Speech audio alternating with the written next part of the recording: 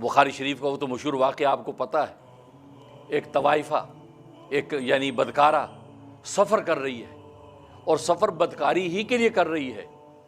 تو جنگل میں راستے میں پیاس لگی تو ایک کنواں دیکھا، اب کنویں سے اسے پانی نکال کے پیا، جیسے دیکھا تو کنویں کے قریب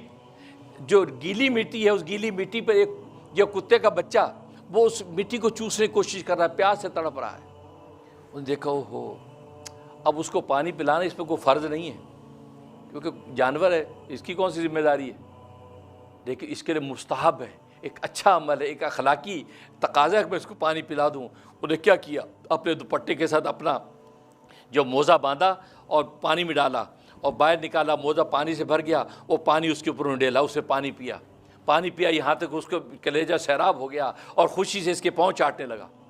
اس کے بعد یہ اپنے سفر پہ چلی گئی۔ جب اس کا انتقال ہوا تو نبی کریم صلی اللہ علیہ وسلم بخاری شریف کی حدیث فرماتے ہیں اللہ تبارک و تعالی نے اس کی ساری بدکاریاں معاف کر دیں، اس کے اس ایک عمل پر اس کے لیے جنت کا فیصلہ کر دیا۔ اب بتاؤ، سارے گناہ کبیرہ بڑے بڑے اس کے معاف ہو گئے، اسے ایک مستحب عمل پر کہ اسے ایک کتے کے بچوں کو پانی پلایا۔ اور آج ہم سوچے یار مستحب ہی تو ہے، کوئی ضرورت تو نہیں، اللہ تبارک و تعالی نے پتہ نہیں کس مستحب میں آپ کے لیے بخشش کا فیصلہ کر رکھا ہو۔